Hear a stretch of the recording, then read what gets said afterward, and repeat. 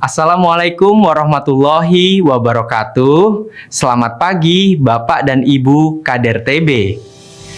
Hari ini kita akan melanjutkan pembahasan tentang tuberkulosis atau TBC, khususnya mengenai pemeriksaan, pengobatan, dan pencegahan. Pertama, mengenai pemeriksaan TBC. TBC dapat diketahui melalui pemeriksaan dahak. Pemeriksaan yang sekarang diprioritaskan adalah tes cepat molekuler atau TCM. Namun, bila sulit diakses, bisa dilakukan dengan pemeriksaan mikroskopis. Untuk mendapatkan hasil yang akurat, pasien perlu mengumpulkan 2 kali dahak. Jadwalnya bisa sewaktu pagi sewaktu, atau sewaktu-sewaktu dengan jeda 1 jam. Sebagai kader, Bapak dan Ibu berperan penting membantu masyarakat yang bergejala TBC agar mau memeriksakan dahaknya. Bapak Ibu juga bisa memberi tips agar dahak lebih mudah keluar, misalnya dengan lari-lari kecil di tempat lalu berkumur sebelum mengeluarkan dahak. Selanjutnya, mari kita bahas pengobatan TBC. Pengobatan adalah cara paling efektif untuk mencegah penularan lebih lanjut. Pengobatan TBC menggunakan kombinasi beberapa antibiotik yang disebut obat anti-tuberkulosis atau OAT.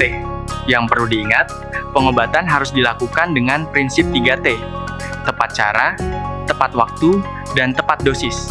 Untuk TBC yang masih sensitif obat, pengobatan biasanya berlangsung selama 6 bulan dengan minum obat setiap hari. Jumlah obat yang diberikan sesuai dengan berat badan pasien. Kader berperan mengingatkan pasien agar disiplin minum obat serta memastikan mereka menjalani pemeriksaan laboratorium pada bulan kedua, bulan kelima, dan akhir pengobatan. Jika tidak, maka hasil pengobatannya tidak bisa dievaluasi. Bila pasien mengalami TBC kebal obat, pengobatan akan lebih lama, bisa 6 bulan, 9 bulan, bahkan sampai 20 bulan, tergantung kondisinya. Meskipun lebih sulit, pasien tetap bisa sembuh jika berobat secara teratur dan tuntas. Sekarang, kita masuk ke pencegahan penularan TBC. Beberapa cara yang perlu kita sampaikan kepada pasien dan masyarakat, antara lain, pasien TBC harus memakai masker medis, terutama di tempat ramai. Menutup mulut dengan siku atau tisu saat batuk atau bersin. Rumah harus punya ventilasi yang baik agar udara segar bisa masuk. Istirahat cukup dan olahraga teratur. Konsumsi makanan bergizi, terutama tinggi kalori dan protein. Jangan membuang dahak sembarangan. Bagi kontak serumah atau orang dengan risiko tinggi, bisa diberikan terapi pencegahan TBC atau TPT. Apa itu TPT? TPT adalah terapi untuk mencegah agar seseorang yang sudah terinfeksi bakteri TBC tapi masih tidur tidak berkembang menjadi sakit TBC aktif. TPT sangat penting, terutama bagi kontak serumah pasien TBC, orang dengan HIV, atau mereka yang sering berinteraksi dengan pasien TBC.